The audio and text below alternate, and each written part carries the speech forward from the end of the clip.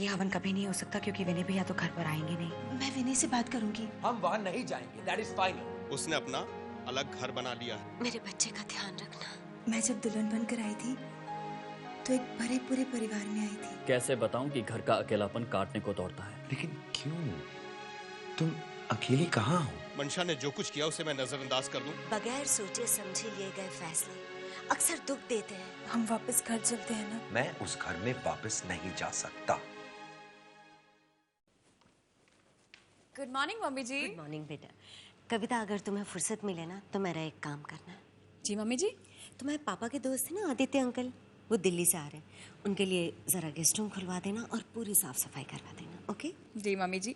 और आपने ये जिम्मेदारी मुझे सौंप दी है तो आप बिल्कुल रिलैक्स हो जाइए। थैंक यू बेटा। कविता भाभी, ये रहा आपका जूस। वो दीनानाथ, पापा के दोस्त आ रहे हैं तो तुम गेस्ट रूम साफ करवा देना। आपने कह दिया बस हो जाएगा। आप कहाँ जा रहे हैं? आपने मेरी पूरी बात सुनी? सुन तो ली, गेस्ट रूम ही साफ करना है ना कविता भाभी। विनय का कमरा साफ करवाइएगा गेस्ट के लिए। विनय भैया का कमरा? पर वो तो।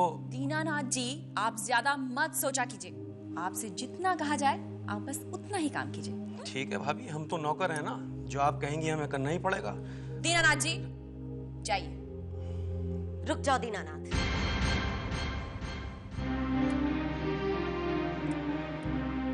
ये सब क्या चल रहा है कविता?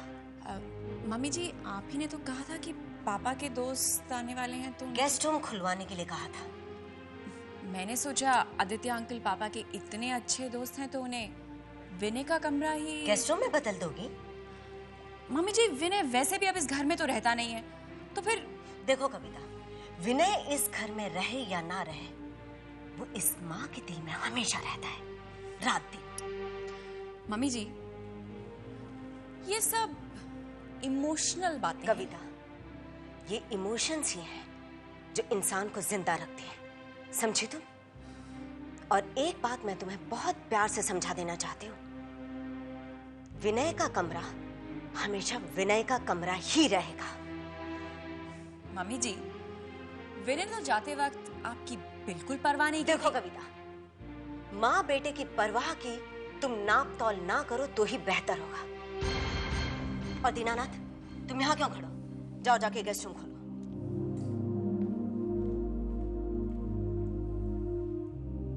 कविता, रिश्तों की कदर करना सीखो।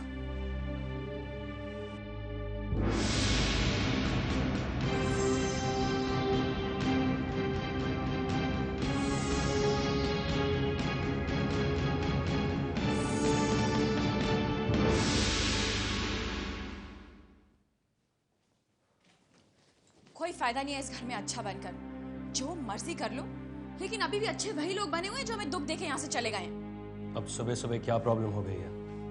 अरे मंशा को क्या जाना पड़ा इस घर से कि विनय भी चल दिया उसके पीछे पीछे बिना किसी की परवाह किए हुए।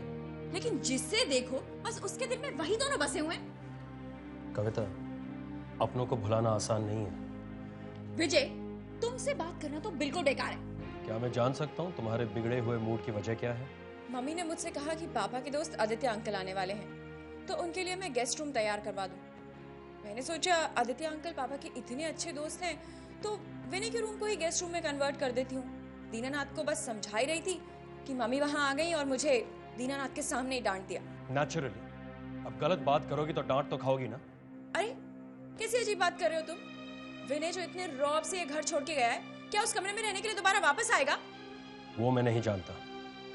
देखो, मम्मी को तुम्हारी बात बुरी लगी इतना जरूर जानता हूं मैं। कम ऑन कविता, परायों को अपना बनाने में लगी रहती हो तुम, जबकि अपने ही पराये होके चले गए। हमने अपना बच्चा खोया है, इतने बड़े दुख से गुजरी हूं मैं, लेकिन सारी सिंपैथी तो बस उन्हीं को मिल जाती है जो कसूरवार है। कविता प्लीज, बस बहुत हुआ। बार बार एक ही बात को मत दोहराओ।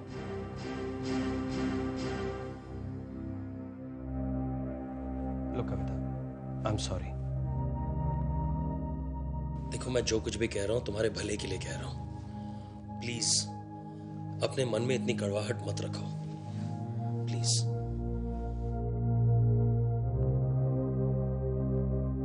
मेरा भला तो सिर्फ इसी में होगा कि मंशा के कदम इस घर में कभी ना पड़े। Hi Rohit. Morning sir. Morning.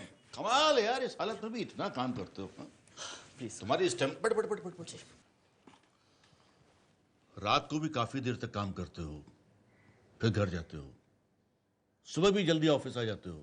कमाल है सर। कमाल की कोई बात नहीं है, वो प्रेजेंटेशन की तैयारी के सिलसिले में मैं जल्दी आता हूँ। मैंने आपसे बताया था शायद। कहा था, बताया था तुमने।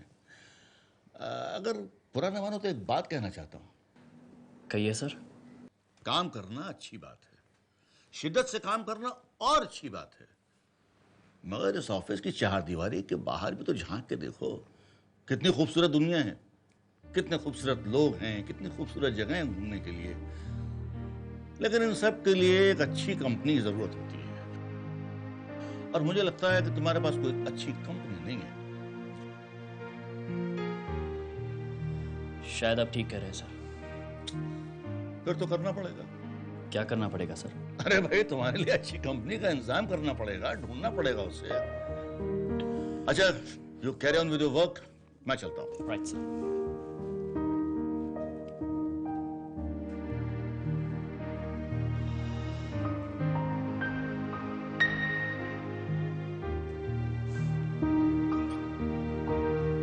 रेणु, मैं जा रहा हूँ। अरे रुको जरा। मुझे देर हो रही है। आ गई बाबा। ये जरा जाते जाते प्लीज मंशा को दे जाना। रेणु, क्या है इस डब्बे में? नारियल की बर्फी है, उसे बहुत पसंद है इसलिए बनाई। अरे वाह, नारियल की बर्फी तो मुझे भी बहुत पसंद है। नहीं, इसे ऐसे ही रहने दीजिए ना, मैं आपके लिए और बना दूंगी। अरे भाई, मैं खा नहीं रहा हूँ। बस रहने दो ना।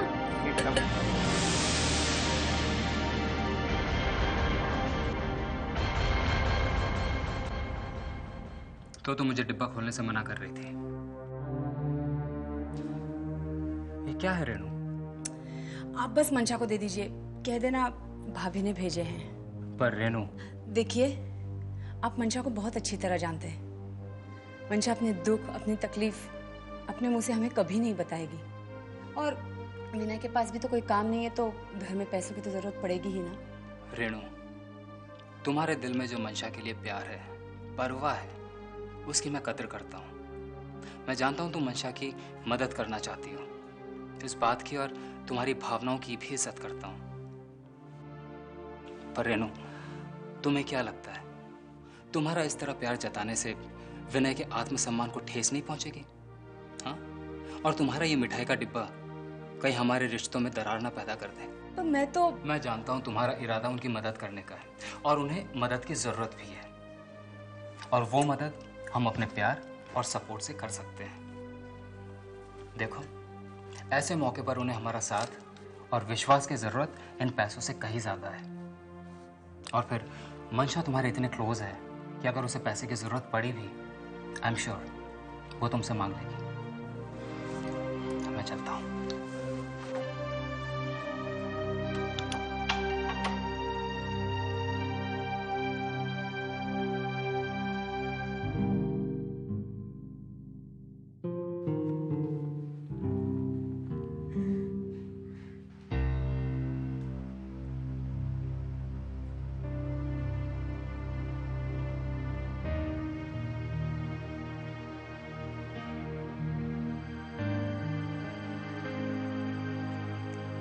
चाय। विनय, चाय। Thank you. क्या सोच रहे थे? यही कि मेरे साथ शादी करने के बाद तुम्हें क्या सुख मिला है। ये क्या कह रहे हो तुम? सही कह रहा हूं। मेरे पास है ही क्या अब तुम्हें देने को। विनय, तुम्हारे पास मेरे लिए इतना सारा प्यार है, ये क्या कम है? प्यार से किसी का पेट नहीं भरता। थोड़े से पैसे थे हमारे पास, वो भी खत्म होने वाले।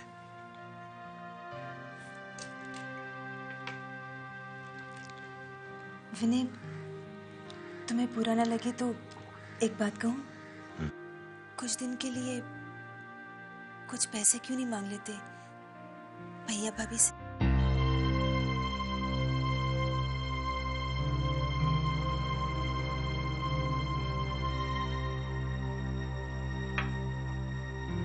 मंशा, ऐसी बात मेरे साथ फिर कभी मत करना। आई अंडरस्टैंड, प्लीज फिर कभी मत करना।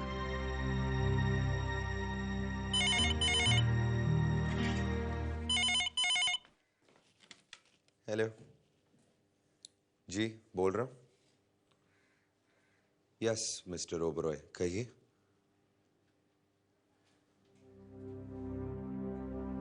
जी नहीं, मैं आपका ऑफर एक्सेप्ट नहीं कर सकता, but thank you very much for calling. Bye bye. किसका फोन था? मिस्टर ओबरॉय का, ओबरॉय इंडस्ट्रीज। हमारे, मेरा मतलब है खन्ना इंडस्ट्रीज के कंपेटिटर। पता नहीं सारी दुनिया को हमारी घर की बातें कैसे पता चल जाती।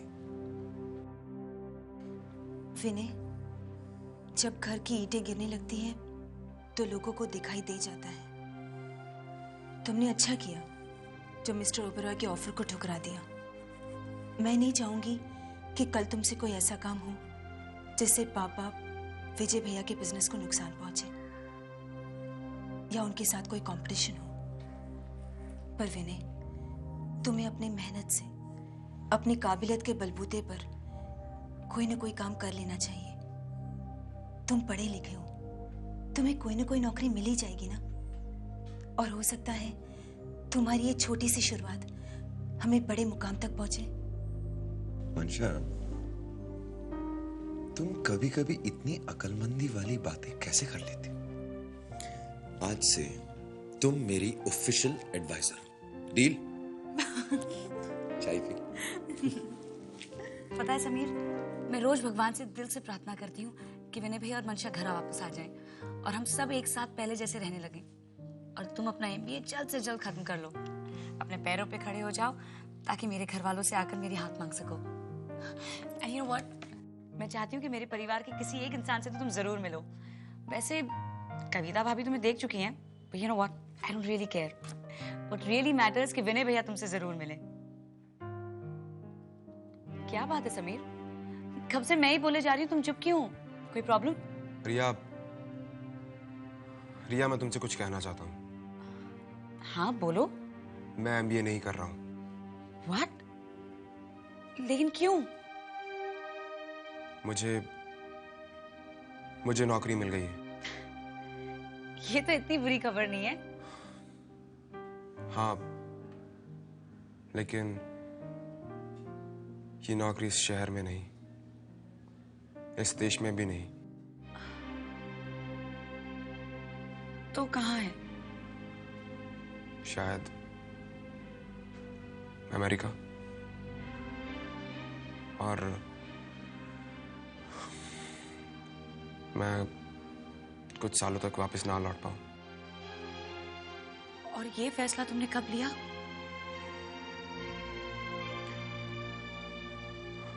कुछ दिनों से बात चल रही थी। और तुम्हें मुझे बताने की कोई जरूरत ही नहीं समझी। एक दिन तुम अचानक मुझे ये फैसला सुनाते हो जिसका मैं हिस्सा ही नहीं।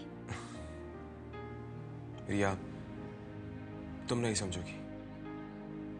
मुझे अपने फ्यूचर के बारे में सोचना है रिया। तुम्हारा फ्यूचर? समीर, मैं तो आज तक यही समझती थी कि ये हमारा फ्यूचर है। Riya, you belong to a rich family, पर मुझे तो अपने रास्ते खुद बनाने हैं ना। और इन रास्तों में मैं कहाँ खड़ी हूँ? फिलहाल तो कहीं नहीं।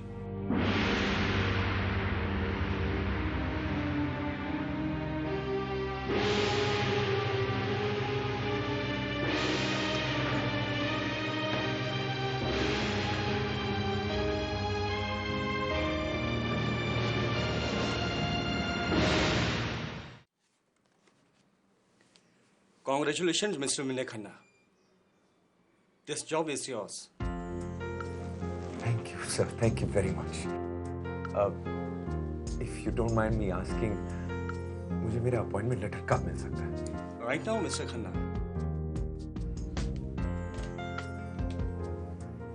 Mr. Mangesh, या Mr. Vinay Khanna का अपॉइंटमेंट लेटर ले आइए।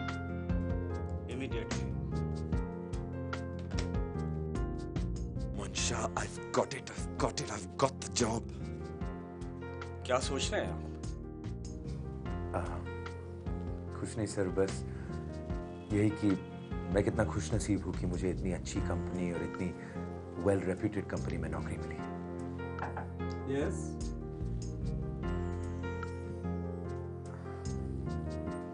Here, Mr. Vinay Khanna. This is your appointment letter.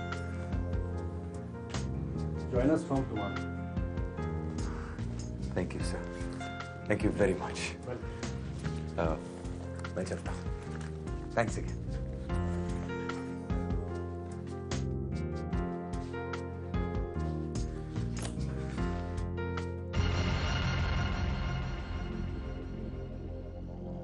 Hi Vinay. Hi. तुम यहाँ क्या कर रही हो? अगर यही सवाल मैं तुमसे पूछूं तो? मैं यहाँ जॉब इंटरव्यू देने आया। Congratulations। For what? जॉब मिलने की खुशी में। तुम्हें कैसे मालूम कि मुझे जॉब मिल गया? Come on विनय, तुम स्मार्ट हो, इंटेलिजेंट हो और एक्सपीरियंस भी हो। तुम्हें नौकरी क्यों नहीं मिलती? और अगर तुम्हें नौकरी नहीं मिलती तो जिसने तुम्हारा इंटरव्यू लिया उसकी नौकरी खतरे में पड़ जाती। क्या? मैं समझा नहीं। मैंने सबको यहाँ समझा दिया था कि जब तुम आज इंटरव्यू के लिए आओ तो तुम्हें अपॉइंटमेंट लेटर के साथ ही वापस भेजा जाए। What? एक मिनट, तुम इन सारी चीजों में कैसे इन्वॉल्व हो?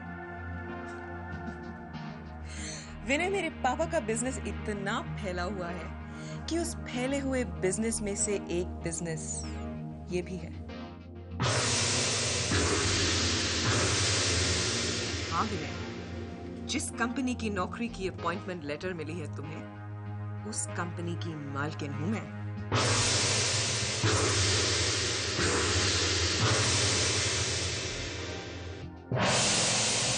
ये कंपनी तुम्हारी है?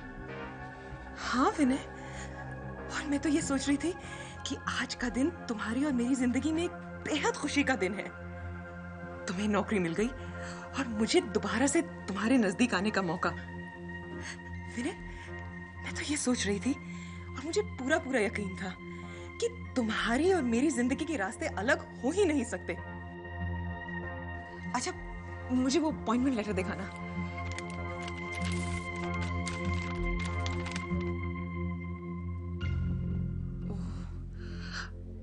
मैनेजर की पोस्ट?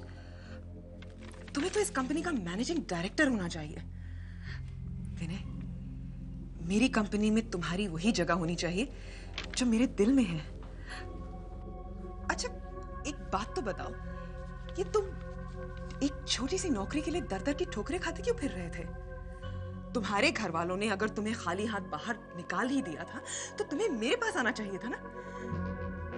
मेरी जिंदगी में मेरे पास ना तो तुम्हारे लिए प्यार की कमी है और ना ही पैसे की। Thanks but no thanks. मुझे ना ही तुम्हारा प्यार चाहिए, ना ही तुम्हारा पैसा, ना ही तुम्हारी मेहरबानी और ना ही तुम्हारी नौकरी।